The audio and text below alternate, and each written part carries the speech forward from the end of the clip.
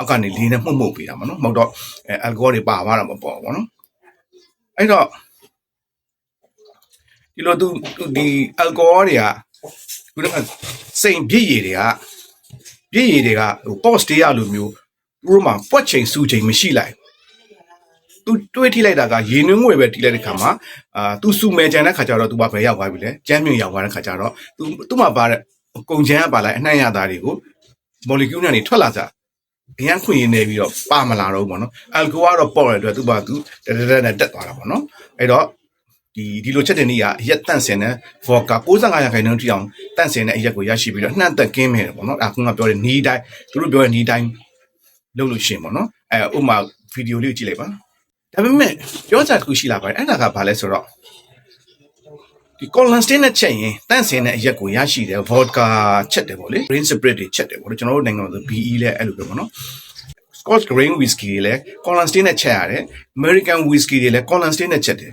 ram နဲ့ Colonstin နဲ့ချက်တယ်အဲ့ဒါဆိုရင်ဘာဖြစ်လို့အနှံ့နေပါလာလဲနော်ဒီ Scotch whiskey မှာဆိုလို့ blended Scotch တွေကဒါသူတို့ရဲ့ whiskey နှံ့လေးပါလာပဲ ram ဆိုလဲ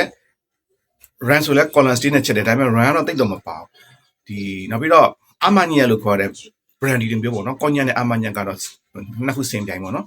Armagnac ဆိုလို့ရှိရင်လဲတစ်ခါပဲ distill လုပ်တဲ့ Colonstin နဲ့ပဲတစ်ခါ distill ဒါပေမဲ့ဘာဖြစ်လို့ brandy နှံ့ရတာလဲစပစ်ဝိုင်ရဲ့ရနံ့နေရတာလဲဆိုတော့ကျွန်တော်အဲ့ဒါကိုပညာရှင်ကိုမေးကြည့်တာပေါ့နော် vodka နဲ့မတူတဲ့ဟာကဒီ plate ဒီဘာခေါ်လဲချိန်ပါလေးရှိကအဲ့ချိန်ပါလေးတွေကိုထက်တိုးပေးရတယ်လို့ပြောတယ်ကျွန်တော်အနှံ့နေပါလို့ကျင်းနေဆိုရင်ပေါ့နော်ထက်တိုးပေးတဲ့ခါကျရင်သူကြဆင်းမုံကအခန်းပုံများလာတယ်ပြီးရင်ယူနွေးငွေမှုတ်လို့အားလဲvodka ချက်တဲ့ခါချက်တဲ့အားနဲ့မတူဘူးပေါ့နော်အဲ့တော့ဒီအနှံ့ molecule လေးတွေကိုထိုင်လျောက်စူလာပြီးတော့အနှံ့တွေကိုပါယူသွားပြီးတယ်ပေါ့နော် post နဲ့ချက်တဲ့အရက်တွေက malt whisky ပြီးတော့ဈေးကြီးတဲ့ ram တွေနှစ်ချို ram တွေ tequila ကတော့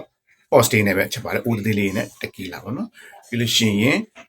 cognac လည်း double distilled malt whisky လည်း double distilled နှစ်ချိန်ပေါင်းခံတယ်ပေါ့နော်ကျန်တဲ့ Colonstin ကတော့ကျွန်တော် grain whisky ရဖို့အတွက်ပေါင်းခံတဲ့ဟာမျိုးတွေရှိမယ်